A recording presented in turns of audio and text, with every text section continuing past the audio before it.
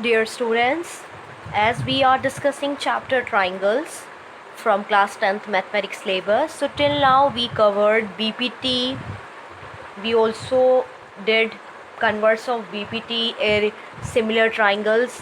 That means we did their rules, हमने rules सीखे हैं, हमने बेसिक्स पढ़े हैं. Everything we did till exercise it is 6.3. हमने 6.3 तक सारे क्वेश्चंस देखे हैं, एग्जाम्पल्स किए हैं, प्रॉपर्टीज़ देखे हैं कैसे हम लोग करते हैं. Now this is the time to do theorem, that is important theorem, area ratio theorem आज हम करेंगे.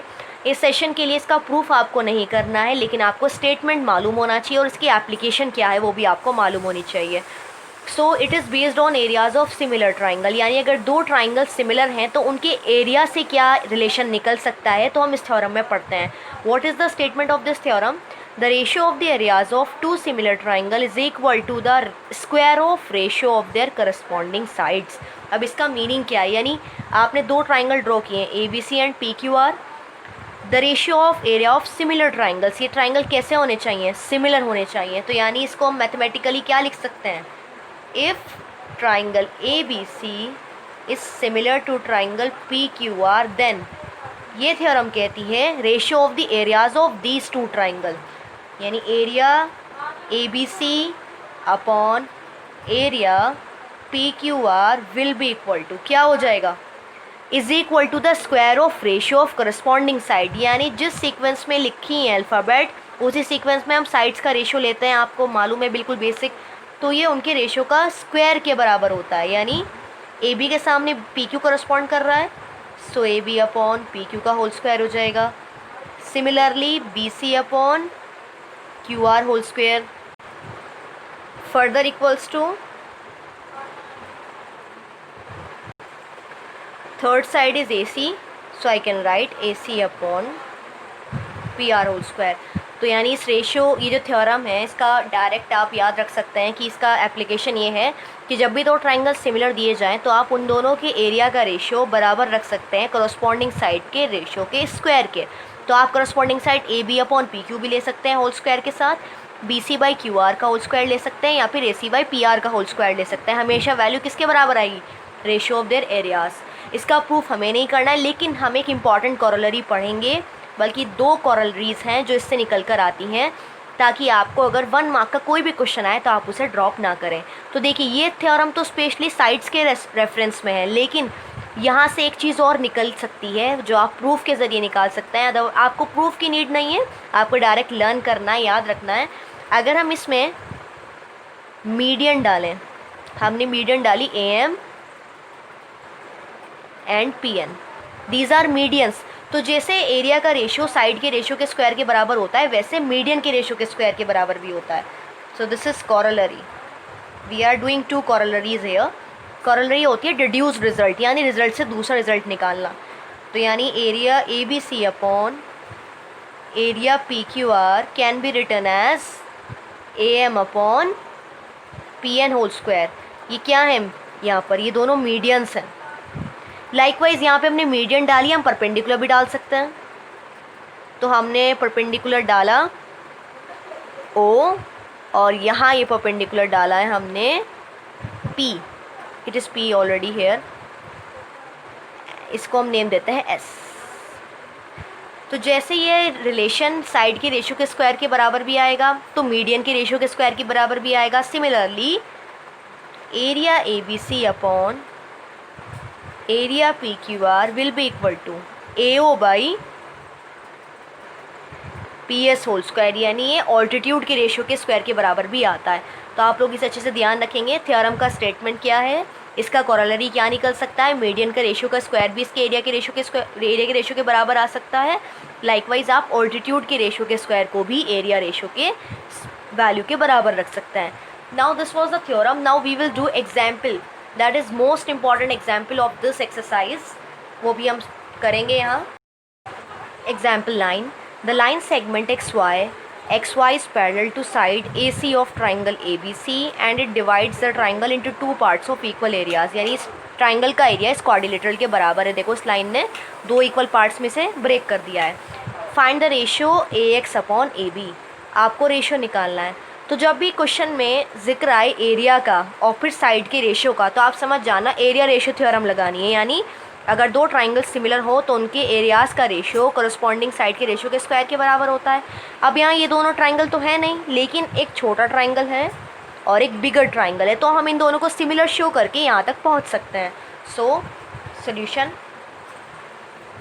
इन triangle X B Y and triangle A B C, X B Y और ए बी सी में देखिए क्या क्या इक्वल है। Angle B common,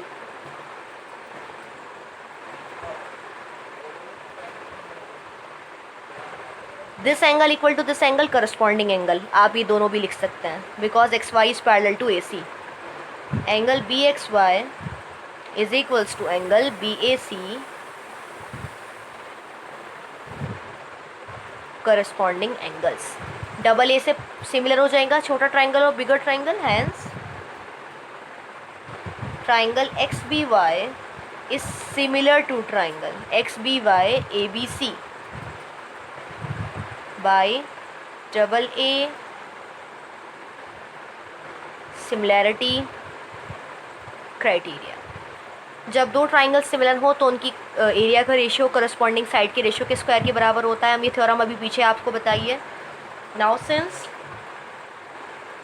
triangle X B Y is similar to triangle A B C, so area X B Y upon area A B C is equal to, corresponding side कौन सी लें, हमें ए x और A B की value चाहिए, तो मैं A B और बी एक्स ले लेती हूँ क्योंकि उसी से ये जनरेट होगा। तो एक्स बी वाई का तो एक्स बी ले लेते हैं और इसका ए बी का होल स्क्वायर, ठीक है। चलिए अब एक्स बी वाई, अब हमें गिवन था कि ये एरिया इसके बराबर है, तो हमें स्टार्टिंग में गिवन लिख लेना चाहिए। हम गिवन लिखेंगे area X B Y is equal to, अब देखिए जब ये इसके बराबर है तो क्या ये पूरे का आधा हो गया है, बिल्कुल हो गया, यानी X B Y is equal to half of area of A B C. हमें गिवन था ये दोनों बराबर, लेकिन हमें इसकी ज़रूरत नहीं है, इसकी मदद से हमने ये ज़रूर देख लिया कि ये हाफ हाफ है, तो ये आधा हो गया पूरे ट्राइंगल का, तो यानी A X B Y is equal to half of A B C. तो क्या area A B C double हो गया एक्स बी वाई के, तो यानी मैं यहाँ लिख सकती हूँ area X B Y as it is, area A B C को यहाँ से डबल एक्स बी वाई लिखा जा सकता है। So double area X B Y is equal to X B by A B whole square, ये इससे cancel, ये 1/2 रह गया है तुम्हारा, ये आ गया answer 1/2 is equal to X B upon A B whole square. अब स्क्वायर हटता है तो रूट आता है प्लस माइनस के साथ, नेगेटिव की यहाँ गुंजाइश नहीं क्योंकि डिस्टेंस है तो पॉजिटिव ही रहेगा। तो हम लोग लिख सकते हैं X B upon A B is equals to 1/√2, 1 का स्क्वायर रूट 1 ही होता है। अब मुझे चाहिए क्या, मुझे चाहिए ए एक्स, एक्स बी नहीं चाहिए। क्या मैं ए एक्स को ए बी, क्या करना चाहिए, देखो मुझे ए एक्स चाहिए, ए बी तो है ऑलरेडी, हमें ए बी की ज़रूरत है, अब मुझे एक्स बी हटाना है, तो एक्स बी को क्या मैं A B minus A X लिख सकती हूँ, बिल्कुल लिख सकती हूँ। मैंने एक्स बी को लिखा A B minus A X, देखो X B is equal to A B minus A X upon A B is equals to 1/√2, this implies separate हो सकता है दोनों के नीचे, A B upon A B minus A X upon A B is equals to 1/√2, ये तो cancel हो गया, ये बच गया है 1 minus A X upon A B is equals to 1/√2। आपको शायद A X upon A B ही चाहिए था, देखो आपको A X upon A B ही चाहिए, तो हम बिल्कुल सही कर रहे हैं। इसे नेगेटिव है, पॉजिटिव बनाने के लिए शिफ्ट कर लेते हैं, ये हो जाएगा 1 minus 1/√2 is equal to A X upon A B, √2 LCM ले सकते हैं आप, ये बच गया आपका √2 minus 1 is equals to A X upon A B.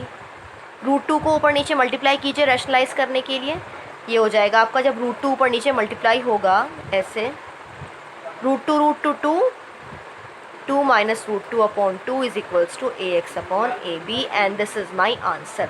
हमने क्या किया है, so I got value of A X by A B equals to 2 minus √2/2। So this way we did this example. क्या करना है, दोनों को पहले सिमिलर शो कर दीजिए, फिर थ्योरम लगा दीजिए area of similar triangle is equal to ratio of corresponding side square of ratio of corresponding side बैठ रही है एक्स बी और ए एक्स, एक्स बी और ए बी, तो रेशो आ गया। फिर हम देख रहे हैं कि ये दोनों बराबर है एरिया, तो ये ट्राइंगल यानी हाफ हो गया पूरे के। तो हम दूसरे अल्फाज में कह सकते हैं पूरा ट्राइंगल इसके डबल हो गया है। तो ए बी सी को डबल एक्स बी वाई लिख कर कैंसिल कर दिया है।